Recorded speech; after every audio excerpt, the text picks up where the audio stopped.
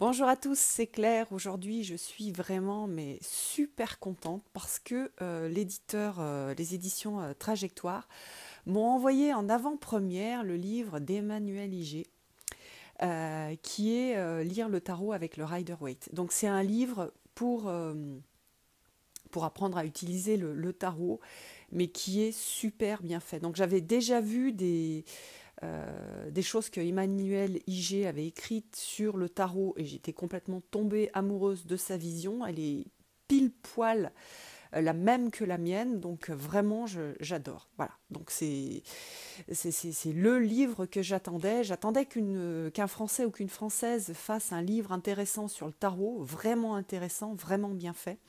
Et voilà, ce livre, il est arrivé. C'est un livre qui est intelligent, c'est un livre qui est bien écrit, c'est un livre qui est pratique à utiliser. Voilà, j'adore. Alors, je vais vous le montrer, ce livre.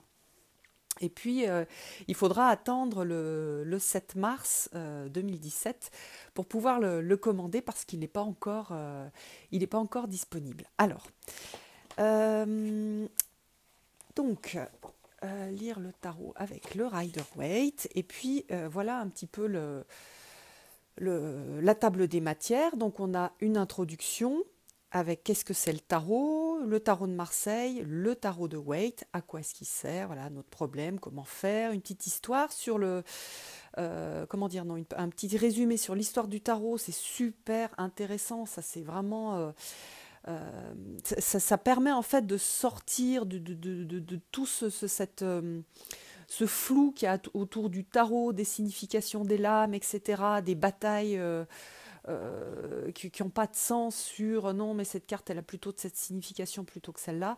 Donc ça, c'est super intéressant. Après, elle va décrire donc les majeurs qui représentent le jeu de l'existence. Après, elle décrit les mineurs avec l'idée que les mineurs représentent donc l'expérience du monde, donc quelque chose de plus pratique, plutôt des expériences de tous les jours. Le titre du livre, c'est le Rider-Waite, mais ce livre peut tout à fait être utilisé aussi pour le Marseille. C'est-à-dire que le Marseille, il a des mineurs qui ne sont pas illustrés, donc on peut utiliser les significations qu'on veut sur les mineurs. Voilà, il n'y a pas pas devenir intégriste. Par contre, c'est difficile de faire le contraire, par exemple de prendre le tarot de Jodorowsky, le livre de Jodorowsky qui est plus sur le tarot de Marseille, enfin qui est sur le tarot de Marseille, et de l'appliquer au Rider-Waite, parce que sur le Rider-Waite, on a des scènes de vie, donc elles ne vont pas forcément correspondre aux interprétations.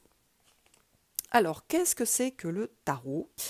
Voilà, c'est un jeu de 78 cartes qu'on utilise pour obtenir des réponses et des conseils.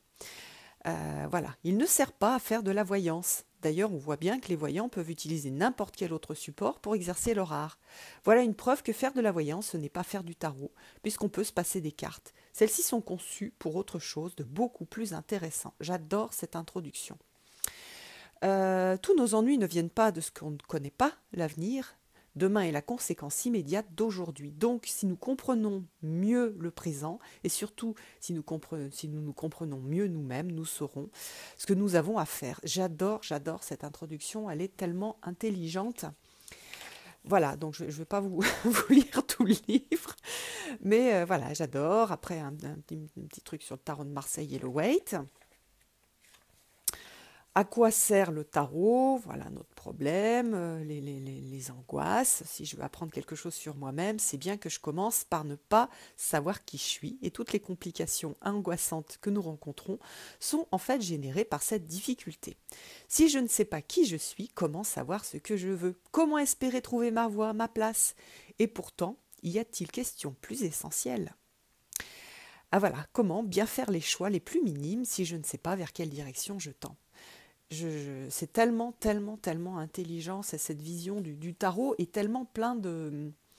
C'est une vision qui est pleine de pouvoir, c'est tout à fait dans ma démarche de redonner du pouvoir à la personne pour qu'elle puisse faire les bons choix, qu'elle puisse aller vers le futur auquel elle aspire, et puis surtout qu'elle précise qu'elle précise vraiment ce futur dont elle a envie. Est-ce que c'est vraiment la vision qu'elle en a? Est-ce que c'est vraiment juste pour elle, etc. Non, c'est vraiment génial. Voilà, comment faire l'éveil de la conscience et puis utiliser le tarot en tant que chemin initiatique. Alors, il y a une courte histoire du tarot avec les origines. Donc, elle parle du fait que voilà, le tarot de Marseille n'est pas vraiment originaire de Marseille. Les atouts, voilà, c'est produit de l'aristocratie italienne. Donc, on voit ici le Visconti Sforza. Voilà, avec ici mon tarot préféré, le Vieilleville. Et puis après, donc les fantasmes de l'occultisme français, de Gébelin au début, puis après de la Golden Dawn, avec des choses liées avec la Kabbale, etc. Alors ça ne veut pas dire que ça c'est stupide et qu'on ne va pas l'utiliser. Moi, il y a certains tarots que j'ai qui sont basés là-dessus et que je vais utiliser, mais ça veut dire que c'est pas les origines du tarot, c'est une vision. Je le redis, et je l'ai déjà dit plein de fois, tous les livres de tarot, il n'y en a aucun, et d'ailleurs elle le redit, il n'y en a aucun qui représente la vérité, l'origine, ce qui a été écrit à l'origine de la création du tarot. Il n'y a pas de livre sur les interprétations. Chaque livre est une vision de son auteur. Donc là, elle présente, on va dire, sa vision et sa façon de travailler. Et pour moi, c'est la vision et la façon de travailler qui est la plus proche en fait de la mienne. Bon, voilà, le monde anglo-saxon et ses systèmes. Donc elle a pas mal travaillé avec le Waite, c'est pour ça qu'elle a appelé comme ça lire le tarot avec le Rider-Waite. Donc on en a Pamela Colman-Smith qui a fait tous les dessins du Rider-Waite. J'en profite pour dire que ce livre, il est utilisable pour tous les tarots qui sont sur des bases de Rider-Waite. Lorsque vous achetez le tarot des fées victoriennes, lorsque vous achetez pas mal de tarots de Los Scarabeo aussi, on est tout le temps sur des bases de Rider-Waite. C'est-à-dire que la plupart des tarots sont sur des bases de Rider-Waite, avec parfois des originalités sur certaines cartes, mais vraiment la structure est sur le Rider-Waite. Donc c'est pour ça que ce livre, c'est une référence. Alors, ce que j'aime aussi, c'est que j'ai l'impression qu'elle aime beaucoup Jodorowsky parce qu'elle le cite. Bah voilà, moi, c'est vraiment le livre qui m'a fait découvrir et aimer le tarot. Et voilà, j'adore son livre. Alors, donc après, on attaque sur les majeurs avec l'expression des majeurs comme étant le jeu de l'existence. C'est intéressant, ça. Ça permet de bien comprendre en fait la différence entre majeur et mineur. Elle l'a très très bien expliqué. À chaque fois pour une carte, on va avoir le nom de la carte, le mât, le fou, et comment dire, un mot-clé ou une petite expression clé. Donc c'est y aller. Quelqu'un part sans savoir où il va. Voilà. On a la représentation du Rider-Waite, la représentation du Marseille, une description de la carte, très intelligente, des interprétations des symboles. Voilà, par exemple, le chien représente l'esprit domestiqué. D'habitude, il nous guide. Nous nous basons sur les conventions et ce qui est attendu de nous pour avancer. Mais là, c'est le mât qui précède le chien. Sur le Rider-Waite, le chien jappe, peut-être pour prévenir le fou du précipice. Sur le tarot de Marseille, il lui mord les fesses. À la fois réaction dure de la société contre celui qui ne fait pas comme tout le monde et impulsion qui pousse en avant. Je redis, c'est sa vision du tarot que je trouve super intéressante. Donc elle a cet avantage de montrer les symboles, donc elle apprend à regarder les cartes, parce que vous allez voir, au fur et à mesure que vous allez être de plus en plus à l'aise avec le tarot, vous allez développer vos propres interprétations. Vous n'aurez pas besoin de livres. Mais pour ça, il faut apprendre à regarder les cartes, apprendre à raconter des histoires à partir des images des cartes. Et là, tout ce qu'elle fait de description des cartes avec les symboles, ce que ça peut vouloir dire, c'est hyper riche parce que ça nous apprend à faire ça. Et après, donc, on a une interprétation de la carte à l'endroit et une interprétation de la carte à l'envers. Donc moi, je n'utilise pas les cartes à l'envers, mais c'est vrai que pour les débutants, parfois, c'est rassurant d'avoir carte à l'endroit, carte à l'envers. On a des mots-clés, Ça permet d'ancrer un peu la signification de la carte plus facilement dans la mémoire. Un conseil qui est assez sympa à chaque fois, donc quand c'est une carte conseil, donc il y a toujours davantage de raisons de ne pas faire que d'y aller. Mais si l'on reste là où on est sûr de ne pas changer. Mieux vaut se lancer maintenant dans l'aventure parce que c'est au présent que l'on avance. Donc c'est une sorte de petite leçon de morale de la carte. Et puis après, on a un petit plus. Alors, c'est quelqu'un qui a fait une psychanalyse, comme ce que je suis en train de faire moi. Donc, elle apporte en fait cet éclairage de psychanalyse sur les cartes. Et bah, c'est pareil, je trouve ça super intéressant. On a ça pour tous les majeurs. Voilà, le battleur, on a agir. La papesse, quelque chose de caché. L'impératrice, c'est créer. L'empereur, c'est la loi. Les mineurs ou l'expérience du monde. Les arcanes mineurs sont moins que les majeurs. Ils doivent donc parler de quelque chose de moins compliqué, mais difficile à appréhender quand même, sinon il n'y aura pas besoin de passer du temps dessus. Qu'est-ce qui est moins radicalement énigmatique que la question « qui suis-je » Donc qui suis-je, c'est la question des majeurs. Qu'est-ce qui est moins caché mais compliqué quand même? Eh bien c'est le monde, parce qu'il a beau être sous nos yeux, il faut quand même comprendre comment on y vit. Donc c'est écrit, c'est pas du langage...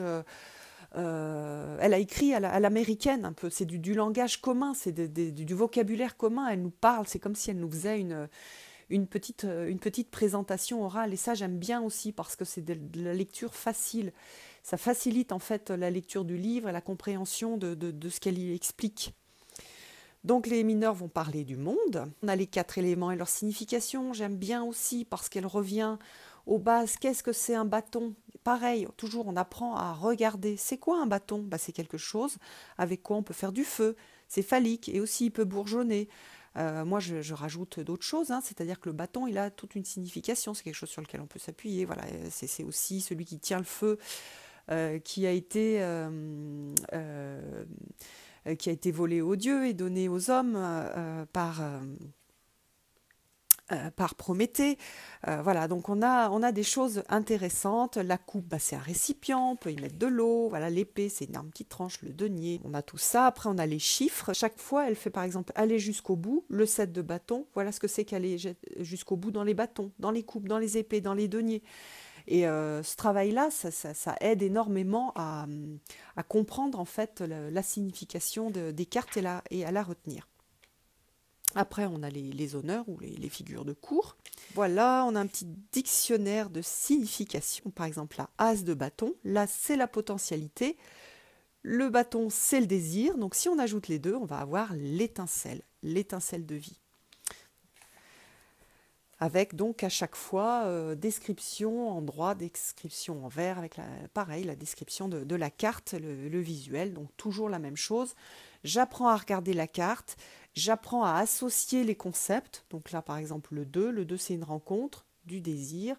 Donc ça va vouloir dire évaluer, puis elle l'explicite un petit peu après. Donc ça, bah, c'est juste génial. Et puis ensuite, on va avoir hop, l'utilisation du livre avec un grand L, qui est l'utilisation du tarot, qui est en fait un livre qu'on peut lire dans l'ordre ou qu'on peut lire dans le désordre, et c'est ce qu'on fait quand on va tirer les cartes. Alors, préalable au tirage avec l'espace symbolique, donc le travail des rituels, le fait d'être dans le calme, dans la sérénité, l'importance des symboles. Comment est-ce qu'on pose sa question? Et ça, c'est vraiment important, je le redis, c'est très très important, le type de question que l'on va poser. Et très souvent, quand je tire les cartes, quand je fais des tirages, on va travailler la question, on va reformuler la question et poser la véritable question qu'il y a derrière la première qui sort. C'est vrai que souvent on a tendance à poser des questions et en fait c'est pas exactement ça qu'on aimerait savoir, c'est comment avoir du pouvoir sur la situation. Voilà. Donc super intéressant avec des exemples à chaque fois, donc ça c'est bien les exemples. Voilà, utiliser majeur et mineur séparément, bon ça c'est moins le significateur, c'est des choses qu'on peut voir dans d'autres livres qu'elle aborde. Ensuite, qu'est-ce que c'est qu'un tirage? Le nombre de cartes. D'autres choses sur lesquelles je suis tout à fait d'accord avec elle, le fait de ne pas apprendre des combinaisons préfabriquées. Les livres que je vous ai montrés, c'est pour apprendre à regarder les cartes et à s'entraîner à raconter des histoires à partir de cartes, mais on ne va pas mémoriser toutes les associations de cartes possibles. D'ailleurs, si on voulait vraiment faire toutes les associations de cartes possibles, même 10 000 livres ne suffiraient pas. Et ce qui est très important, c'est le contexte du tirage, l'environnement, l'histoire que ça raconte à partir de la situation du moment. Voilà. Donc c'est quelque chose qu'on ne peut pas écrire à l'avance. Alors, après, il y a plein d'exemples de tirages, donc là des tirages en deux cartes, donc c'est bien parce que ce sont des exemples super pratiques. Voilà, interpréter un renversement, là c'est trois cartes. Voilà, après elle propose plusieurs tirages en trois cartes, hein. Donc on a par exemple un tirage le pour, le contre, le résultat. Euh, le choix B, ce dont j'ai besoin. Voilà, c'est bien parce que pour les débutants, c'est quand même super intéressant de commencer par des tirages avec peu de cartes. C'est déjà pas mal de travailler avec trois cartes et on a des résultats qui sont très très puissants, hein. Moi, la plupart des tirages que je fais, c'est pas des tirages avec 25 cartes. Les tirages d'orientation, trois cartes suffisent et on a déjà plein de choses intéressantes. Donc pareil, des exemples pratiques, un tirage en 5 cartes.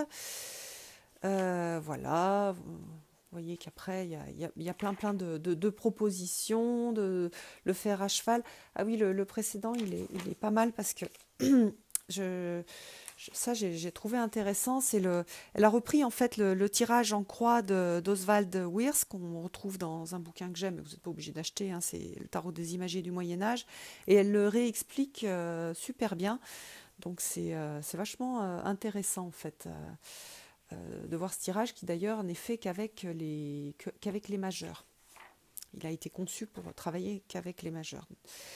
Voilà, le fer à cheval, vous voyez, il y a pas mal, il y a pas mal de choses, il y a plein d'idées de tirages, donc si vous êtes débutant, vous vous ferez plaisir. Après, il y a des petites questions fréquentes et sa réponse à elle, qui correspond aussi donc, à sa vision. Donc, est-ce qu'il faut remettre toutes les cartes dans l'ordre après un tirage? Est-ce qu'il faut remettre toutes les cartes droites si on a fait un tirage avec des cartes inversées? Voilà, qu'est-ce qui se passe quand on dit que c'est absolument, dans une règle d'un tarot, on dit que c'est absolument nécessaire de faire ça? J'aime bien parce comment dire, elle incite à prendre de la distance avec toutes ces injonctions qu'on peut trouver, qui sont des injonctions avec un côté mais magique, mais le côté un peu sombre de la magie, du pouvoir qui vient de l'extérieur, hein. Moi j'aime la magie qui donne du pouvoir intérieur. Après on a sa vision sur la santé, les tirages et la santé. Que faire quand toutes les cartes sont à l'envers? Voilà, donc c'est plein de petites questions. Je pense que c'est des questions qu'elle a récupérées de gens qui lui ont posées. Voilà, dater, comment est-ce qu'on mène un tirage. Et puis voilà. Donc, en résumé, pour moi, aujourd'hui, c'est le meilleur livre de tarot. Voilà, c'est le meilleur livre de tarot, notamment Tarot Rider-Waite. Parce qu'il va permettre de travailler soit avec le Rider-Waite, soit avec le tarot de Marseille. Celui qui est pour moi le meilleur sur le tarot de Marseille, c'est celui de Jodorowsky. Mais celui-là, il est moderne, il est intelligent, il est intelligible. Et c'est vraiment une très très belle surprise, un super bon boulot qu'a fait Emmanuel Ligier. Et voilà, je trouve que c'est vraiment chouette et je remercie les éditions Trajectoire de me l'avoir envoyé en avance parce que j'avais vraiment hâte de le découvrir et je suis très très contente que des livres comme ça trouvent des éditeurs parce que ça manque en fait des livres qui sont écrits en langue française et qui sont modernes et qui font approcher la cartomancie avec beaucoup d'intelligence. Voilà, bah écoutez, Je vous embrasse et je vous donne rendez-vous pour une prochaine vidéo. Bye bye!